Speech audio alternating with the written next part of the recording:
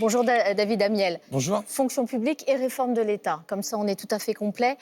Un mot d'abord pour commencer sur ce cambriolage hier au musée du Louvre et déjà une polémique politique sur le manque de sécurité dans les musées. Pour Jordan Bardella, c'est même une insupportable humiliation et délitement de l'État. Vous savez, ce qui s'est passé au musée du Louvre, c'est d'abord un crime contre notre histoire et notre culture. Et on a tous été saisis d'effroi en l'apprenant dimanche matin. C'est un symbole, le Louvre, symbole aussi évidemment de notre histoire, celle du 19e siècle. Et je vois les polémiques qui surgissent. Au fond, elles surgissent toujours à n'importe quel sujet. On a une enquête judiciaire qui est en cours. J'espère d'abord qu'on arrivera le plus rapidement possible à retrouver les coupables, à retrouver les bijoux qui ont été dérobés et évidemment à châtier les malfaiteurs. Aujourd'hui, l'examen du budget en commission à l'Assemblée nationale débute. Premier jour d'un marathon qui doit finir, je le rappelle, au 31 décembre. Il peut passer, ce budget. Je rappelle aussi, c'est sans l'usage du 49.3, puisque Sébastien Lecornu y a renoncé. Et moi, je suis convaincu qu'un compromis est possible. Et la meilleure preuve qu'un compromis raisonnable est possible, c'est qu'il a déjà eu lieu. Puisqu'en 2025, on a réussi à avoir un compromis entre le Parti socialiste, le Bloc central et les élus de la droite républicaine pour avoir un budget qui réduise le déficit, qui n'augmente pas les impôts sur l'immense majorité des Français et qui poursuive les investissements indispensables dans l'armée, dans la transition écologique. J'étais à l'époque le négociateur principal pour l'Assemblée nationale. On avait fait cet accord au début de l'année 2025. Et je crois que s'il y a de la bonne foi de part et d'autre, si on sort des jeux de posture, on peut refaire la même chose pour l'année 2026. Dans ce budget, Sébastien Lecornu s'est engagé à la suppression de la réforme des retraites. On n'a pas bien compris quel sera le véhicule législatif pour proposer cette suspension. Sébastien Lecornu avait évoqué un amendement du gouvernement dans le cadre du projet de loi de finances de la sécurité sociale, ce qui obligerait finalement les socialistes à voter ce budget. Marine Le Pen et Jean-Luc Mélenchon réclament une lettre rectificative soumise au Conseil d'État pour suspendre cette réforme. Est-ce que ça, c'est une option sérieuse ? Mais l'engagement du Premier ministre sera tenu. La discussion sur la forme, le véhicule, continuera évidemment à avoir lieu. Le Premier ministre, le ministre des Relations avec le Parlement y travaille. Mais vous savez, Jean-Luc Mélenchon et Marine Le Pen ne cherchent au fond qu'une seule chose, c'est à faire que tout explose. Ils veulent rendre l'adoption de ce budget impossible pour créer une crise politique, sans doute une crise financière, et essayer ainsi de tirer les marrons du feu. Je crois qu'il faut garder beaucoup de sang-froid. On a réussi à construire une relation saine, stable. Le fait que le Premier ministre renonce à l'usage du 49.3 est un acte très important de confiance dans le Parlement et les engagements seront tenus. Il n'y aura pas d'entourloupe, parce que c'est ce que redoutent les oppositions vis-à-vis de l'engagement qui est pris vis-à-vis du Parti socialiste sur cette suspension de réforme des retraites. Elle existera bien à la fin, au 31 décembre. Bien sûr, l'engagement sera tenu, il n'y aura évidemment aucune entourloupe. Hier, le patron du Sénat, Gérard Larcher, a étrillé le choix d'Emmanuel Macron d'abandonner les marqueurs qui avaient, je le cite, marqué ces 8 années de mandat. Parce que ce compromis se fait quand même sur le dos de l'équilibre financier des retraites. Et il place aussi un petit peu la France à rebours de l'histoire quand on voit les âges de départ à la retraite de nos voisins européens. Il n'a pas raison, Gérard Larcher ? Moi, j'étais favorable à la réforme des retraites, mais je crois que le Premier ministre fait aujourd'hui preuve de réalisme et de sagesse. Il n'y a plus de majorité à l'Assemblée nationale pour permettre la poursuite de la réforme des retraites jusqu'en 2027. La suspension est donc un choix éminemment réaliste et un compromis, c'est aussi pouvoir faire des concessions de part et d'autre. Maintenant, bien sûr qu'il faudra, en 2027, avoir à nouveau un débat sur la question des retraites. Vous l'avez dit, je suis ministre de la fonction publique.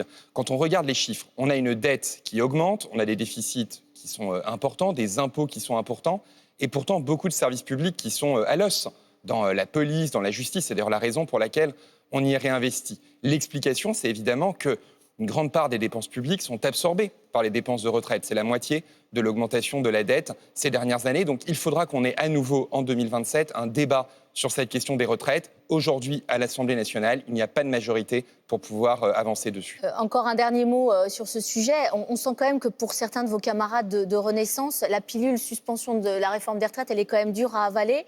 Si vous étiez député, est-ce que vous auriez voté, vous voteriez sans état d'âme cette suspension ? Mais à l'Assemblée nationale, il y a dans tous les cas une majorité, sans même Renaissance, pour voter en faveur d'une suspension de la réforme des retraites. Donc vous nous dites quoi, que vous se seriez abstenu ?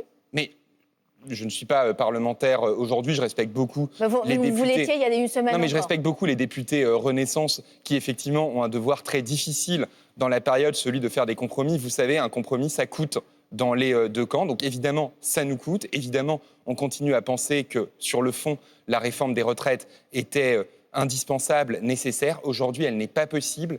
Et si nous avions une crise politique, une explosion de ce budget en plein vol, eh bien le coût pour les finances publiques serait bien plus élevé que celui de la suspension de la réforme des retraites. Alors, vous nous parlez justement finances publiques, le nerf de la guerre, comme partout, c'est l'argent. En ces temps de disette budgétaire, est-ce que vous avez l'assurance dans votre portefeuille, celui de la fonction publique, que vous ne serez pas touché par des économies ? Non, l'argent public est évidemment rare et tous les ministères devront faire des efforts dans la période. À hauteur de combien, la priorité, pour vous ? La priorité, c'est de mettre le paquet sur les services publics du quotidien. C'est la raison pour laquelle on réduira des emplois dans la fonction publique d'État. On aura notamment des efforts très importants dans ce qu'on appelle les opérateurs, les agences de l'État. Je précise pour nos téléspectateurs, suppression environ 3000 postes, la moitié au sein des opérateurs de l'État. Exactement, et dans le même moment, on remet des postes sur des services publics du quotidien. On recrée des postes dans la police pour avoir plus de présence de forces de l'ordre sur le terrain, dans les rues, dans l'espace public. On recrée des postes dans la justice pour avoir aussi des procédures plus rapides. On sait aujourd'hui que beaucoup de tribunaux sont embolisés. On crée évidemment des postes dans l'armée pour faire face aux nouvelles menaces aux frontières de l'Europe. Et c'est cela qu'il faut réussir à faire, c'est faire des choix clairs, retirer des moyens là où ils sont les moins urgents, en remettre là où c'est indispensable. Alors, j'ai compris où on en enlevait, au sein des opérateurs de l'État, j'ai compris où on en remettait, mais sur les 3000 suppressions de postes, donc la moitié opérateurs de l'État, ça veut dire que les autres, c'est quel type de personnel qui est visé ? Les autres postes seront dans les différents ministères qui ne sont pas... ceux que j'ai mentionnés. Donc, effectivement, vous avez des créations de postes. Vous avez des créations de postes dans la police, vous avez des créations de postes dans la justice.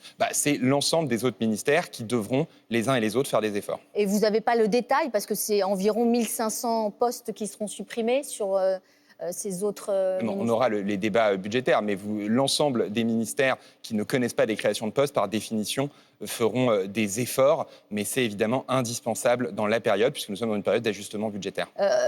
En 2026, il n'y aura pas non plus de mesures de revalorisation salariale. Elles sont gelées. Je sais que vous recevez les organisations cette semaine, les organisations syndicales cette semaine. C'est pour leur faire un état des lieux, et notamment sur ça, sur les salaires ? Non, c'est d'abord pour les écouter et pour pouvoir ensuite avancer ensemble. Moi, ma première priorité comme ministre de la fonction publique, c'est d'œuvrer à améliorer les conditions de vie des travailleurs de première ligne du service public, ceux qu'on a applaudis aux fenêtres pendant la crise sanitaire, mais qui n'ont pas toujours eu la reconnaissance qu'ils méritaient. Quand j'étais député, j'avais déposé une proposition de loi, par exemple, pour faciliter l'accès au logement des travailleurs publics de première ligne qui souvent habitent à 1h, 1h30, par exemple, de l'hôpital où ils travaillent, qui arrivent épuisés, qui finissent par jeter l'éponge. D'abord, j'espère qu'on ira au bout de l'examen de cette proposition de loi. Et puis, plus généralement, cette question des conditions de travail, des conditions de vie, sera au cœur des discussions que j'aurai avec les organisations syndicales. Et donc, concernant les conditions de travail, je ne sais pas si ça s'apparente, mais vous lancez un partenariat avec Mistral pour 10 000 agents. Ça veut dire quoi ? Ça veut dire que l'intelligence artificielle va venir seconder des agents de la fonction publique ? Oui, c'est ma deuxième priorité comme ministre chargé de la réforme de l'État, de la fonction publique. C'est au fond de faire gagner du temps aux agents et aux usagers. Moi, je veux être le ministre du temps gagné, parce qu'aujourd'hui, la bureaucratie, elle étouffe les services publics. Et les premières victimes, ce sont les fonctionnaires. Moi, je ne dirais jamais que les responsables de la bureaucratie sont les fonctionnaires. Les responsables de la bureaucratie, c'est les décisions politiques. C'est que le fait qu'on a une organisation archaïque, qu'on a beaucoup d'élus, qu'on a des lois qui sont votées sans se soucier de leur application, qu'on a des échelons qui s'entremêlent. Et donc, oui, l'intelligence artificielle, notamment, elle peut permettre de faire gagner du temps aux agents. J'annoncerai mercredi le déploiement d'un chatbot, comme on dit, c'est une sorte de chat GPT, mais français, souverain, avec Mistral, pour aider les agents publics. Je travaille également à pouvoir, par exemple... Donc concrètement, juste en un mot, ça aide en quoi ? En quelle tâche ? Ça aide à pouvoir remplir automatiquement un certain nombre de formulaires, ça aide à pouvoir préparer des réponses aux usagers pour pouvoir ensuite faire que l'agent public à la main puisse la personnaliser tout en gagnant du temps sur la partie la plus réglementaire, standardisée. Les enseignants-chercheurs, par exemple, on y travaille pour qu'ils puissent remplir automatiquement un certain nombre d'appels à projets, se concentrer sur le cœur de leur mission, qui est de faire de la recherche et d'enseigner, et pas de remplir de la paperasse. Tout ça, je crois que ça peut être des vraies avancées pour les agents publics. Merci beaucoup, David Amiel. Bonne journée à vous.